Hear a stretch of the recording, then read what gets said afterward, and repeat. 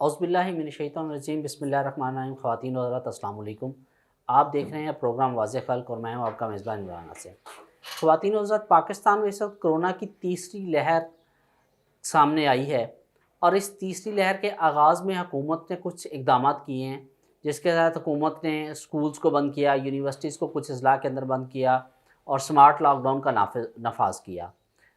अब बुनियादी तौर पर इस वक्त 2-3 मामलात हैं जिसके ऊपर 2-3 किस्म की राय पाई जाती है। एक राय तो ये पाई जा रही है कि हुकूमत इस वक्त चूँकि सियासी तौर पर प्रेशर में है और सियासी मामलात के अंदर हुकूमत अपने प्रेशर को रिलीज़ करने के लिए कोरोना का सहारा ले रही है। तो बुनियादी तौर पे ये एक वबा है।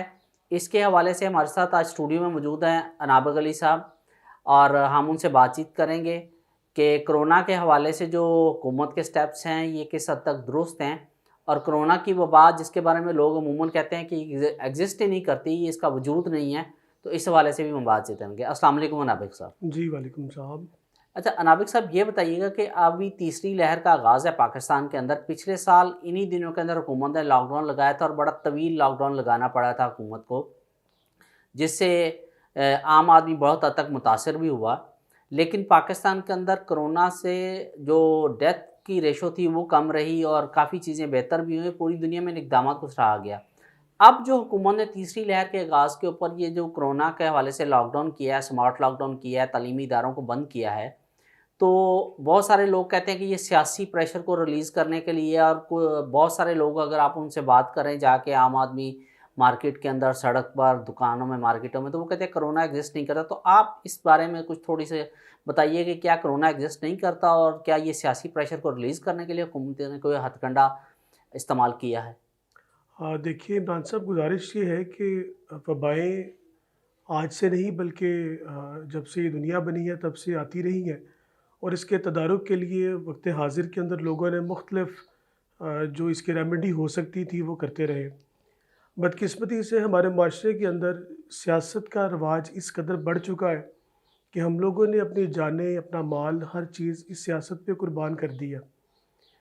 एक इत्तेफाक रहा कि पीटीआई की गवर्नमेंट आई और उसके बाद जैसे ही ये कोविड वाले मामलात शुरू हुए तो उन दिनों के अंदर भी हमारा जो पॉलिटिकल डायलेमा था वो बहुत ज़्यादा उस वक्त बूम पे था और पीडीएम उस वक्त पाकिस्तान मुस्लिम लीग नून की अपनी जो तहरीक थी नवाज शरीफ साहब को लेकर वो बहुत ज़्यादा अरूज पर थी और वहाँ उस ड्यूरेशन के अंदर ये वबा जो है ज़ोर पकड़ गई।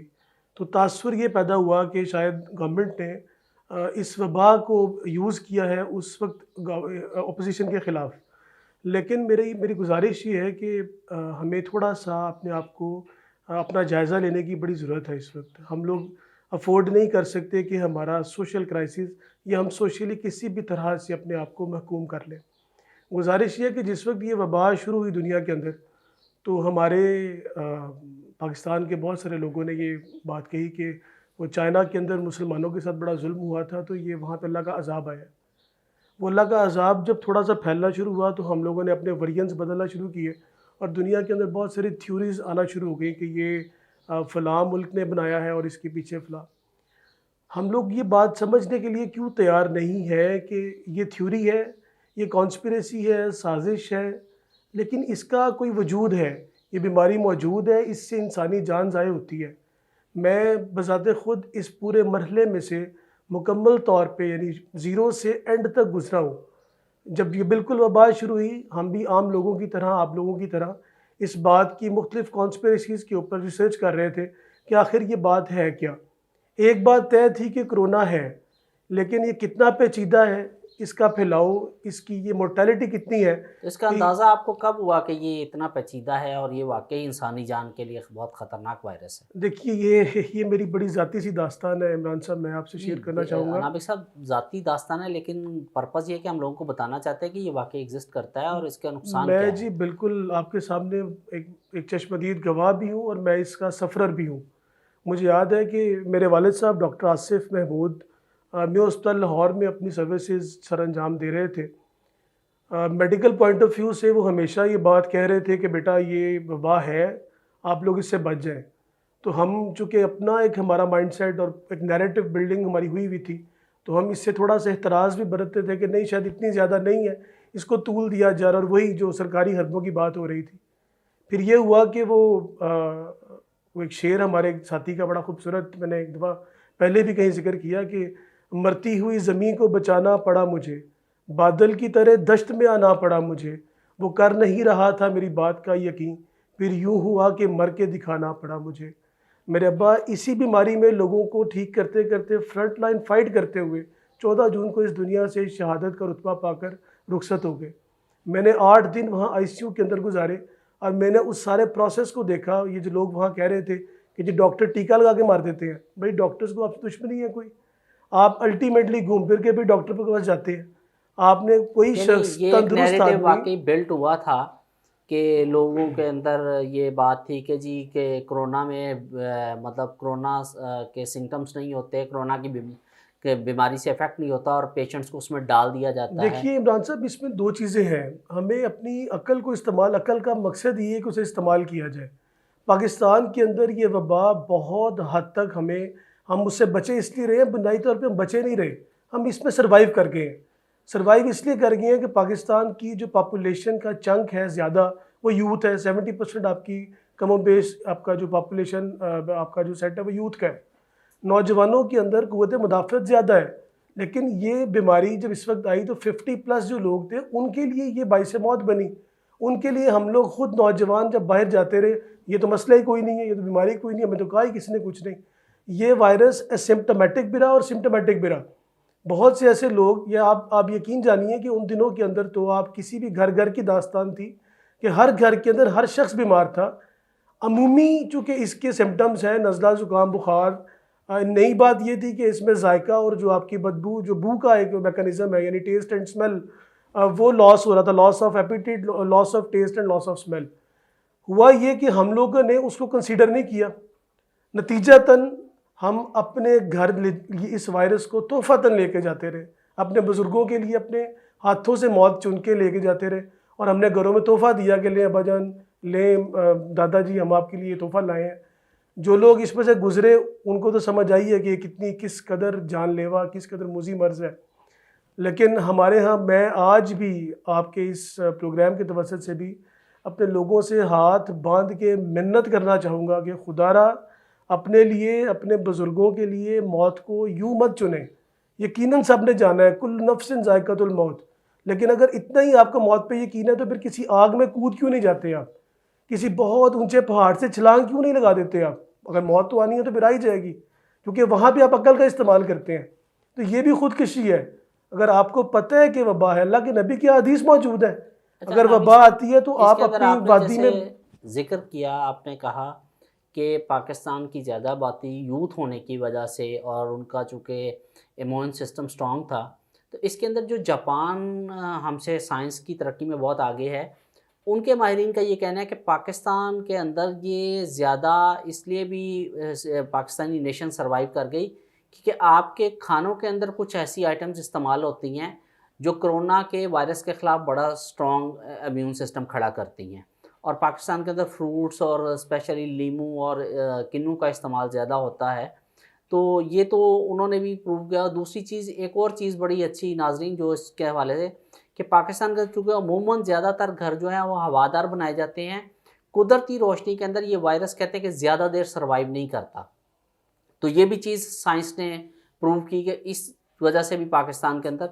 अच्छा अनाबिक साहब, अब ये बताइए कि जो हुकूमत ने अब स्टेप लिया है लॉकडाउन लगाने का, स्मार्ट लॉकडाउन लगाने का, तो इसका सियासत से कितना ताल्लुक़ आपको नज़र आता है, या इसके अंदर पब्लिक का सर्वाइवल कितना नज़र आता है आपको? देखिए मैं आपके इस सवाल का 2 हिस्सों में जवाब देना चाहूँगा। पहला हिस्सा जो आपने बात की कि जापान के माहिरीन ने जो रिसर्च की इसके ऊपर, बुनियादी तौर पर ये वायरस पूरी दुनिया के लिए नया था, और मेडिकल हेल्थ प्रोफेशनल्स की बहुत बड़ी तादाद इस दुनिया में नहीं है। हम लोग आबादी के लिहाज से हमारे मेडिकल प्रोफेशनल थोड़े हैं, और फिर उसके अंदर भी जो ये बेसिकली सब्जेक्ट वायरोलॉजिस्ट का है, तो आपके लिए शायद ये बात नहायत ही हैरतकुन होगी, हैरानकुन होगी कि पूरी दुनिया के अंदर वायरोलॉजिस्ट गिने चुने हैं, उसकी गिनती की जा सकती है कि जितने वायरोलॉजिस्ट हैं। तो उस वायरोलॉजिस्ट ने इस वायरस पर रिसर्च करनी थी। इस वायरस के जो मॉलिक्यूल्स हैं वो 25,000 हैं, 28,000 के करीब इसके मॉलिक्यूल्स हैं, जिसके ऊपर रिसर्च होना थी। इसकी म्यूटेशंस, इसका जो तरीक़ाकार था ये किस प्रिंसिपल के तहत लोगों को इफ़ेक्ट करता है, तो इस पर रिसर्च होनी थी।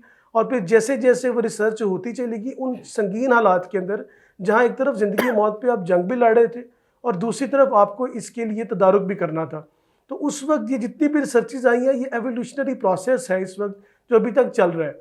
अब मैं यहीं से बात कंटिन्यू थोड़ी सी करूँगा कि पाकिस्तान के अंदर हम जो खुराक इस्तेमाल करते हैं, इसका एक बहुत बड़ा जो मैं आपको मिसाल देना चाहूँगा, गुजारिश ये कि वैक्सीनेशन का एक कॉन्सेप्ट है। वैक्सीनेशन कोई दवाई नहीं है। वैक्सीनेशन आपकी जो बीमारी है, कोई भी बीमारी जिसके लिए वैक्सीनेशन की जाती है, ये उसी बीमारी का एक छोटा सा हिस्सा आपकी बॉडी के अंदर इंजेक्ट कर दिया जाता है, जो अंदर जाके आपके जिस्म से लड़ाई करता है। आपका जो अंदर कुव्वत मुदाफ़ियत का निज़ाम है, उसके अंदर ये सलाहियत पैदा करता है कि ये मैं हूँ, ये मेरा तरीक़ाकार है और तुमने इस तरह लड़ाई करनी है मेरे साथ। हमारा जिस्म उसके ख़िलाफ़ इम्यूनिटी पैदा कर लेता है। ये वैक्सीनेशन का कॉन्सेप्ट है। इसी तरह जब आप देखें कि हमारे बच्चों को जब पोलियो या दूसरी टाइफाइड की वैक्सीनेशन लगती है, उनको बुखार होता है, तो बुनियादी तौर पर वो उसी वायरस का एक बड़ा छोटा सा जर्म होता है, छोटा सा पार्ट होता है जो बॉडी में इंजेक्ट कर दिया जाता है।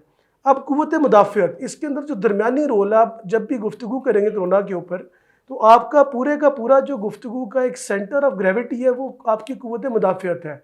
हमारे पाकिस्तान में अल्लाह के हुक्म से हम इतने जय्यद और कुवी मुसलमान हैं, हमें दुनिया जहान की हमसे आप गुफ्तगू करवा लें, तकारीर करवा लें, लेकिन बड़ी मज़े की बात यह है कि आज भी लाहौर की टोरंटन मार्केट के अंदर ज़िंदा और वो ठंडा गोश्त जो बिकता है, आप मरी मुर्गियों के शवारमे खाते हैं, मरी मुर्गी का फास्ट फूड सारा दिन खाते हैं।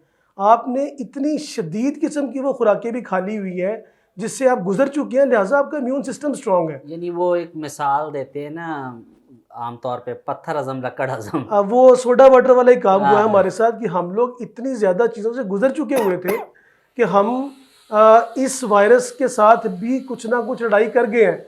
लेकिन उसके बावजूद देखिए, गुजारिश ये है, आज जिस वक्त हम ये प्रोग्राम कर रहे हैं, अभी रिसेंटली जो NCOC की रिपोर्ट आई है, ये बिल्कुल अभी थर्ड वेव स्टार्ट हुई है, तो 58 डेथ हैं पूरे पाकिस्तान के अंदर।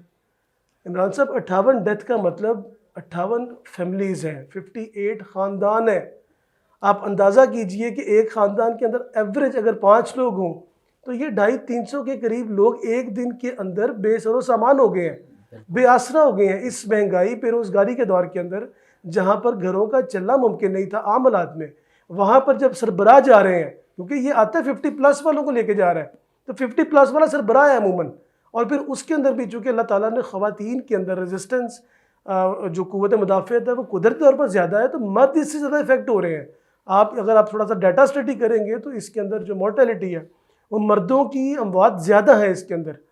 तो हमारे तो सरबराह जा रहे हैं घरों से, और फिर इन हालात में जब आपके पास मईशत का बुरा हाल है, उसकी जो भी वजूहत है, इकनॉमिक क्राइसिस पूरी दुनिया में इस वक्त सिर्फ किसी एक हुकूमत की वजह से नहीं है। अगर ये किसी एक हुकूमत की वजह से होता तो सिर्फ पाकिस्तान में होता, पूरी दुनिया आपकी ब्लॉक हो गई है। इंडिया आपकी इतनी बड़ी इकॉनमी बिल्कुल बैठ गई, आपका अमेरिका बैठ गया, दुनिया का सबसे बेहतरीन हेल्थ सिस्टम, आपका कनाडा, UK, दुनिया के वो लोग जो आपके हेल्थ प्रोफेशनल्स को लीड करते हैं, जो रिसर्च करते हैं, उनका निज़ाम बैठ गया।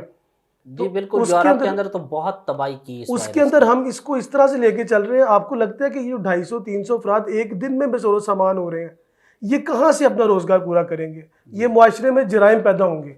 ये हम किसी भी चीज़ का कोई एक इफेक्ट नहीं होता, क्वाइलिंग इफेक्ट पूरा मुआशरा सफ़र करता है। आपके हमसाये की आग आपके घर तक आनी होती है, लेकिन हमने उस चीज़ को महसूस करना छोड़ दिया। मेरी जी आपके प्रोग्राम से बार बार गुजारिश है, अभी दूसरे जो आपका सवाल था उसका हिस्सा कि हुकूमत ने जो स्टेप लिए हैं, हुकूमत ने बिल्कुल ठीक स्टेप लिया है। बदकिस्मती ये रही, अगले दिनों मैं देख रहा था, एक हमारे बड़े नामवर साहब हैं, उन्होंने एक पोस्ट लगाई हुई थी फेसबुक के ऊपर कि जनाब रमज़ान के अंदर, चूँकि अब रमज़ान आ रहा है तो लोगों को तरावी से रोकने के लिए कोरोना को बढ़ा दिया गया। भाई मुझे आप बताओ, पूरा साल आपकी मसाजिद के अंदर कितनी सफ़ें भरी होती हैं? ये इस्लाम आपका, मुसलमान आपको ये नहीं सिखाता आपका कि आपने जिस वक्त आपको रोका जा रहा है उस वक्त आपने रजिस्ट करना शुरू कर देना है।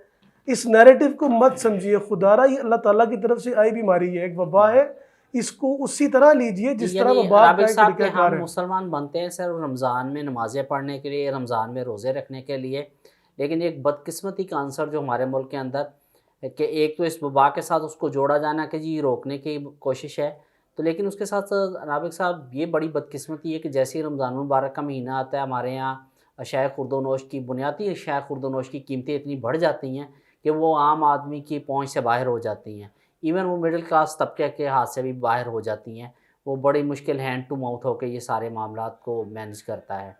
तो नाज़रीन, कंक्लूजन ये है कि कोरोना वबा मौजूद है, इसको एक्सेप्ट करें, एहतियात करें, एसओपीज़ पे अमल करें, मास्क लगाएं, हैंड सैनिटाइज़र्स का यूज़ करें, हाथों को धोएं और सोशल डिस्टेंसिंग रखें, 6 फुट का फासला रखें और अपनी जान भी महफूज बनाएं, अपने प्यारों की जान भी महफूज और बनाएं। खुदा के लिए इसको पॉलिटिकल मत करें। ये वबा है, आपकी मार्केटों से इस वबा को नहीं पता कि आपकी मार्केटें हैं और आपका कारोबार है। कारोबार जब वो कहते हैं जान है तो जहान है। अगर आप सरवाइव कर जाएंगे, बच जाएंगे, तो कारोबार भी आपके चल जाएंगे। आपके पहले भी चले हैं कारोबार, ऐसा नहीं है। मुश्किल वक्त आया है, कौमों पे, इंसानों पे मुश्किल वक्त आते हैं ना। सबसे ज़्यादा मुश्किल वक्त अल्लाह के नबी की ज़िंदगी में आया है। वो तो अल्लाह के सबसे प्यारे महबूब आदमी थे जी सल्लल्लाहु बिल्कुल, अलैहि वसल्लम। सल्लल्लाहु अलैहि तो अगर उन पे मुश्किलात आई हैं तो भाई आप इस बात को क्यों नहीं समझते हो? खुदारा अपने आप को इससे बचाएं, इस वबा से, और कैरियर मत बने। इंसान का दूसरे इंसान पे हक है और ये हक में आता है, ये हकूकुल इबाद में आता है कि मैं किसी को बीमारी ना दूं। सबसे बड़ी बात है नाबिक साहब कि अल्लाह ताला ने भी ये फरमाया है कि मैं अपने हकूक़ को माफ़ कर दूंगा, लेकिन मैं हकूकुल इबाद को माफ़ नहीं करूंगा। तो हमें बिल्कुल। हकूकुल इबाद पे तवज्जो देने की ज़रूरत है। मसाजिद में नमाज़ पढ़ने से आपको कोई नहीं रोक रहा, लेकिन अगर आप एसओपीज़ पे अमल करेंगे, थोड़ा सा डिस्टेंस कर लेंगे, मास्क इस्तेमाल करेंगे, सैनिटाइज़र इस्तेमाल करेंगे, उन्हीं एसओपीज़ पे आएंगे, तो अल्लाह ताला हमारे हाल पे रहम भी फरमाएंगे और हम एक दफ़ा फिर इस वबा के अंदर सर्वाइव कर सकते हैं अल्लाह के फजल करम से। तो नाज़रीन, एसओपीज़ पे अमल कीजिए, हुकूमत के इक़दामात को नेगेटिव मत लीजिए, अपनी जान भी बचाएँ, अपने प्यारों की बचाएँ, माशरे को महफूज रखें। इजाज़त दीजिए। अल्लाह हाफ़िज़।